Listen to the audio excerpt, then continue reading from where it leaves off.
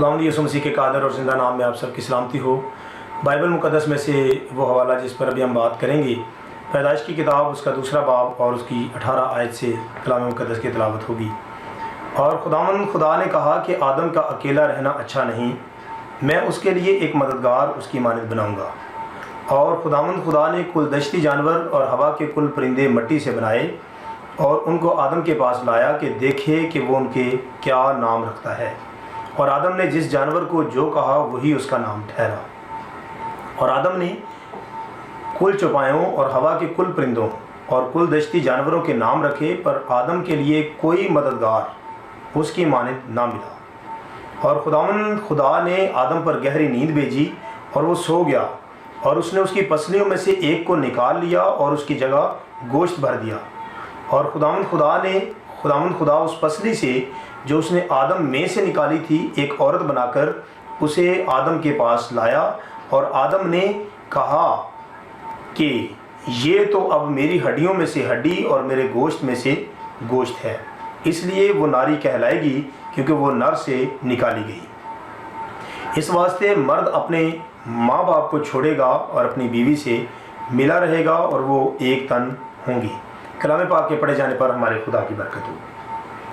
अजीज़ों, जिस हवाले को हमने पढ़ा है वो हवाला एक खूबसूरत बयान को वाज़िया करता है। और वो बयान ये है कि खुदा आदम के लिए मददगार की तलाश के अंदर है।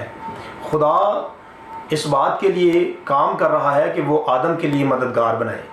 लेकिन हम सब देखते हैं कि यहाँ पर खुदा ने आदम को उसके मददगार के लिए जो रिक्वायरमेंट रखी है वो ये है कि जो मददगार आदम के लिए होगा वो आदम की मानद होगा।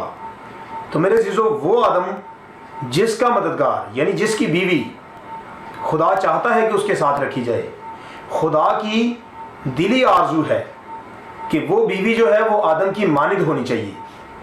और हम देखते हैं कि जब खुदा उन तमाम जानवरों को बनाकर आदम के पास लाया तो जानवर अपनी अपनी जगह पर अपने अंदर बड़ी अट्रैक्शन रखते थे। उनकी आवाज़ें जो हैं और उनके चेहरे जो हैं, उनके स्किन्स जो हैं, हर एक चीज़ के अंदर जो है वो अपनी हैसियत की एक अट्रैक्शन मौजूद है।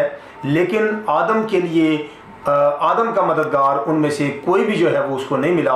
तो खुदा ने फिर क्या किया, उस पर गहरी नींद भेजी, उसकी पसलियों में से एक को निकाल लिया और उससे उसने औरत को बनाकर आदम के लिए मददगार ठहराया। तो हम देखते हैं कि खुदा की जो बुनियादी रिक्वायरमेंट है वो ये है कि खुदा का बेटा आदम जो है, क्योंकि लूका की इंजील जो है वो बताती है कि आदम was the son of God, आदम खुदा का बेटा था। तो जब आदम खुदा का बेटा था तो खुदा की ये रिक्वायरमेंट है कि उसके बेटे की बीवी एक ऐसी औरत होनी चाहिए जो उसके बेटे जैसी हो, उसके बेटे की मानद हो, उसके बेटे से मिलती जुलती हो और उसके अंदर उसके बेटे की मुशाबत पाई जाती हो।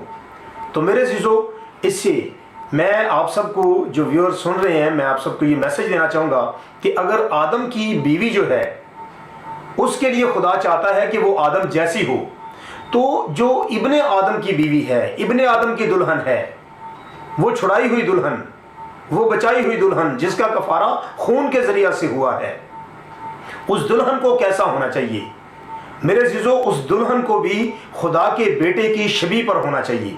अगर आदम की बीवी आदम की शबीह पर होना ज़रूर है तो फिर खुदा के बेटे यस्सु की दुल्हन जो है उसे भी खुदा के बेटे की सूरत पर होना ज़रूर है। अब खुदा का बेटा क्या है? वो सरासर कलाम है और उसकी दुल्हन जो है वो भी क्या है? उसकी दुल्हन भी कलाम ही कलाम है। उसके अंदर किसी तरह की कोई ऐसी रसूमात या कोई ऐसे अकायद या कोई ऐसा तरीक़ाकार नहीं पाया जाता या किसी ऐसे कल्चर के साथ वो कंप्रोमाइज़ नहीं कर सकती जो जिस्मानी तौर पर या किसी अबलीस की प्लानिंग के साथ जो है वो तरतीब दिया गया हो।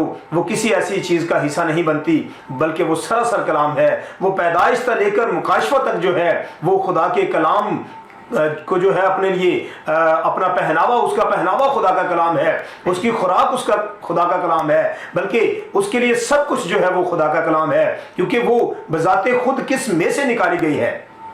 आदम की बीवी आदम के पहलू में से निकाली गई।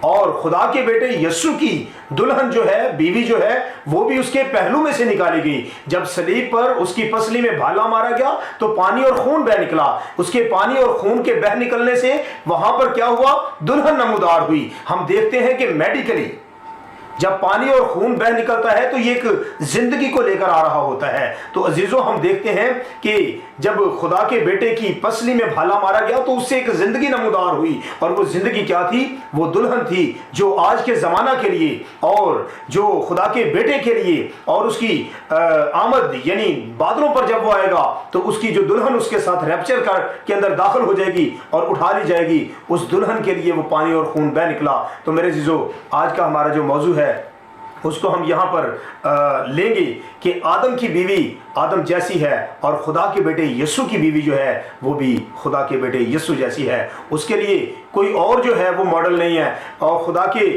بیٹے کی جو دلہن ہے اس کے لیے نمونہ بھی کوئی اور نہیں ہے۔ اس کے لیے اگر پورے کا پورا کوئی پیٹرن ہے تو وہ صرف اور صرف خداوند یسوع ہے۔ خداوند آپ سب کو برکت دے اور توفیق دے کہ ہم خدا کے بیٹے کی صورت پر روز بروز ڈھلتے جائیں۔ God bless you all.